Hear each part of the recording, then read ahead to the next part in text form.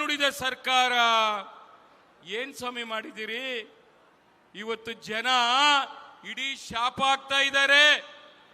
ಯಾವತ್ತಪ್ಪ ಈ ಸರ್ಕಾರವನ್ನ ಮನೆ ಕಳಿಸ್ತೀವಿ ಅಂತ ಹೇಳ್ತಾ ಇದ್ದಾರೆ ಇಲ್ವಾ?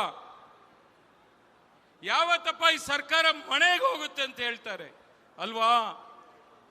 ಅದರಿಂದ ತಾವೆಲ್ಲ ಈ ಯುದ್ಧಕ್ಕೆ ತಯಾರಾಗಿ ಇವತ್ತು ಬೆಂಗಳೂರು ನಗರಕ್ಕೋಸ್ಕರ ವಿಶೇಷವಾಗಿ JDS ಪಕ್ಷದ ವತಿಯಿಂದ ಒಂದು ಬ್ಲೂ ಪ್ರಿಂಟ್ ಅನ್ನು ನಾವು ರೆಡಿ ಮಾಡೋಣ.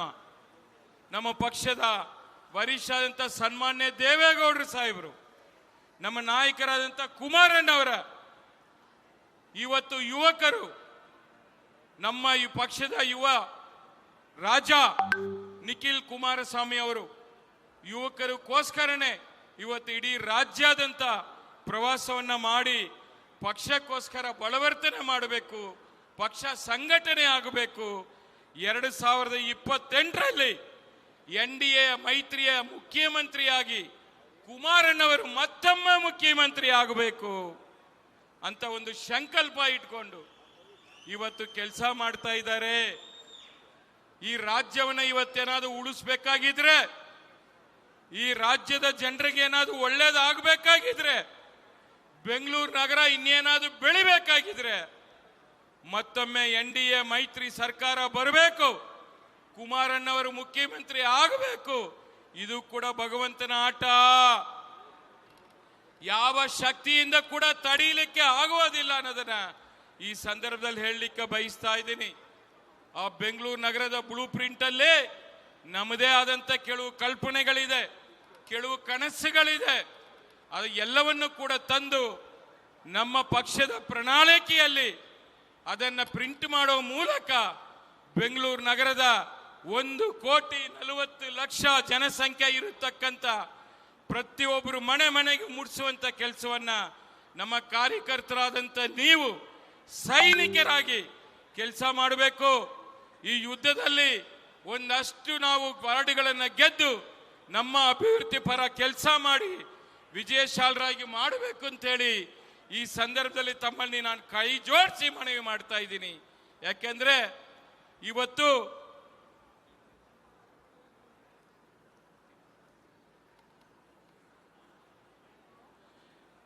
ದಯಮಾಡಿ ನಮ್ಮ ಕಾರ್ಯಕರ್ತರು ಇನ್ನು ಹೊರಗಡೆಯಿಂದ ಒಳಗೆ ಬರಲಿಕ್ಕೆ ಆಗ್ತಾ ಇಲ್ಲ ಅಂತೇಳಿ ನ್ಯೂಸ್ ಬರ್ತಾ ಇದೆ. ಪೊಲೀಸ್ ಅಧಿಕಾರಿಗಳು ದಯಮಾಡಿ ಸಹಕಾರ ಕೊಡಬೇಕು. ನಮ್ಮ ಕಾರ್ಯಕರ್ತರು ಎಲ್ಲ ಕೂಡ ಬಂದು ಅವರವರ ಚೇರಲ್ಲಿ ಆಸೀನರಾಗಬೇಕು ಅಂತೇಳಿ ಕಳಕಳಿಯ ವಿನಂತಿಯನ್ನ ಮಾಡ್ತಾ ಇದ್ದೀನಿ. ಜೊತೆಗೆ ಈಗೇನು ಮಜ್ಜಿಗೆ ಪ್ಯಾಕೆಟ್ ಕೊಡ್ತಾ ಇದ್ರಿ, ತಿಂಡಿ ಕೊಡ್ತಾ ಇದ್ರಿ, ಅದನ್ನ ಎಲ್ಲವನ್ನು ಕೂಡ ನಿಲ್ಲಿಸಬೇಕು. ಇನ್ನೇನು ನಮ್ಮ ನಾಯಕರೆಲ್ಲ ಬರ್ತಾ ಇದ್ದಾರೆ, ಅವರು ಬಂದ ಮೇಲೆ ಕಾರ್ಯಕ್ರಮ ಅಧಿಕೃತವಾಗಿ ಪ್ರಾರಂಭ ಆಗುತ್ತೆ. ಅದಾದ ನಂತರ 1 ಗಂಟೆ ಮೇಲೆ ಊಟವನ್ನು ಪ್ರಾರಂಭ ಮಾಡೋಣ. ಅಷ್ಟುವರೆಗೂ ಸ್ವಲ್ಪ ವಿರಾಮವನ್ನು ಕೊಟ್ಟು ಇಲ್ಲಿ ಬಂದು ಆಸೀನರಾಗಿ ನಮ್ಮ ನಾಯಕರ ಭಾಷಣವನ್ನ ತಾವೆಲ್ಲ ಕೂಡ ಕೇಳಬೇಕು ಅಂತ ಹೇಳಿ ಈ ಸಂದರ್ಭದಲ್ಲಿ ತಮಗೆ ನಾನು ಪ್ರಾರ್ಥನೆ ಮಾಡ್ತಾ ಇದ್ದೀನಿ. ತಿಂಡಿ ಹತ್ರ ಇರೋರೆಲ್ಲ ದಯಮಾಡಿ ಬರ್ಬೇಕಿಲ್ಲಿ, ದಯಮಾಡಿ ಬಂದು ಕೂತ್ಕೋಬೇಕು. ಸ್ವಲ್ಪ ಹೊತ್ತಾದ ನಂತರ ಊಟದ ವ್ಯವಸ್ಥೆಯನ್ನು ಕೂಡ ಮಾಡಿದೀವಿ, ಅದನ್ನ ಕೂಡ ಪ್ರಾರಂಭ ಮಾಡ್ತೀವಿ. ಇವತ್ತು ನಮ್ಮ ಕುಮಾರಣ್ಣವರು 2 ಬಾರಿ ಮುಖ್ಯಮಂತ್ರಿ ಆಗಿದ್ದಾರೆ. ದೇವೇಗೌಡರು ಸಾಹೇಬರು ಈ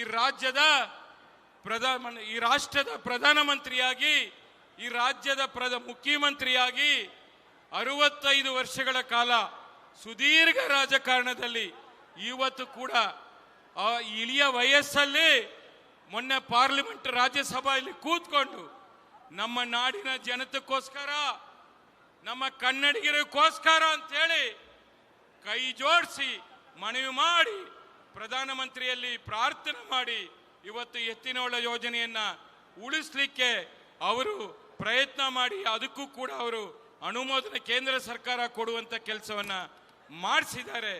ಇವತ್ತು ರಾಜ್ಯ ಸರ್ಕಾರದ ಪಾಲು ಏನಿದೆ, ರಾಜ್ಯ ಸರ್ಕಾರ ಏನ್ ಮಾಡ್ತಾ ಇದೆ ಅಂತ ಹೇಳಲಿಕ್ಕೆ ಜನ ಪ್ರಶ್ನೆ ಮಾಡ್ತಾ ಇದ್ದಾರೆ.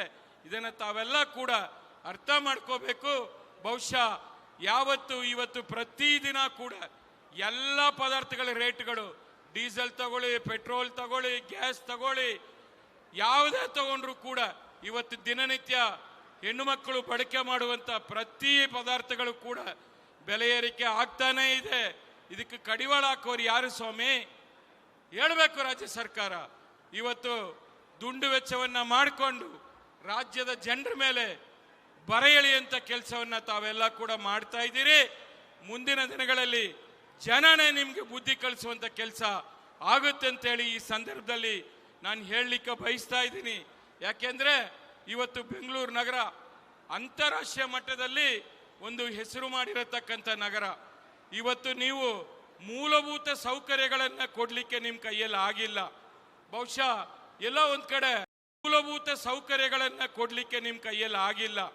ಬಹುಶಃ ಎಲ್ಲೋ ಒಂದ್ ಕಡೆ ಒಂದು ಮಾತನ್ನ ಮಾತಾಡ್ತಾ ಇದ್ರು ಮಾನ್ಯ ಉಪಮುಖ್ಯಮಂತ್ರಿಗಳು, ಅಂಡರ್ ಗ್ರೌಂಡ್ ಟೆನಲ್ ಮಾಡ್ತೀವಿ ಅಂತ ಹೇಳಿದ್ರು.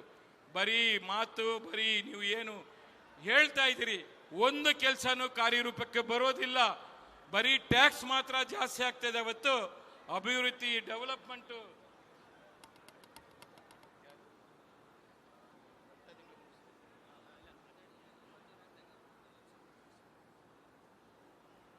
ನಮ್ಮ ವರಿಷ್ಠರು ಸನ್ಮಾನ್ಯ ದೇವೇಗೌಡರು ಸಾಹೇಬರು ಇನ್ನೇನು ಕೆಲವೇ ಕ್ಷಣಗಳಲ್ಲಿ ವೇದಿಕೆಗೆ ಬರ್ತಾ ಇದ್ದಾರೆ. ಅವರು ಬರೋ ಸಂದರ್ಭದಲ್ಲಿ ಅವರಿಗೆ ಗೌರವ ಕೊಟ್ಟು ನಾವೆಲ್ಲ ಕೂಡ ಇಲ್ಲಿ ಕೂತಿರ್ಬೇಕು. ದಯಮಾಡಿ ಆ ಕಡೆ ಈ ತಿಂಡಿ ಕಡೆ ಅಲ್ಲೆಲ್ಲ ಇರೋರು ಕೂಡ ಒಳಗೆ ಬರಬೇಕು. ನೀವೆಲ್ಲ ಬಂದು ಕೂತ್ಕೋಬೇಕು.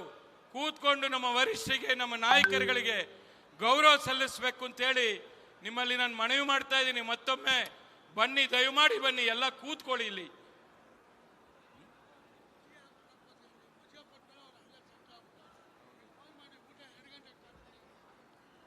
ನಮ್ಮ ಕಾರ್ಯಕರ್ತರು ದಯಮಾಡಿ ಮಜ್ಜಿಗೆ ಕೊಡೋದನ್ನ ನಿಲ್ಲಿಸಬೇಕು, ತಿಂಡಿ ಕೊಡೋದನ್ನ ನಿಲ್ಲಿಸಬೇಕು. ಎಲ್ಲರಲ್ಲಿ ಬಂದು ಆಸೀನರಾಗಬೇಕು. ದಯಮಾಡಿ ಎಲ್ರು ಬನ್ನಿ ಇಲ್ಲಿ. ಹಾಗೆ ಇವತ್ತು ನೋಡಿ ಬೆಂಗಳೂರು ನಗರದಲ್ಲಿ ನಮ್ಮ ಶಾಸಕರು ಒಬ್ಬರು ಕೂಡ ಆಯ್ಕೆ ಆಗದೆ ಇರಬಹುದು. ನಾನು ಮತ್ತೆ ಜವರೇಗೌಡರು ಇಬ್ಬರು ಕೂಡ ಇಲ್ಲಿ ವಿಧಾನ ಪರಿಷತ್ನ ಶಾಸಕರಾಗಿ ಕೆಲಸ ಮಾಡ್ತಾ ಇದ್ದೀವಿ.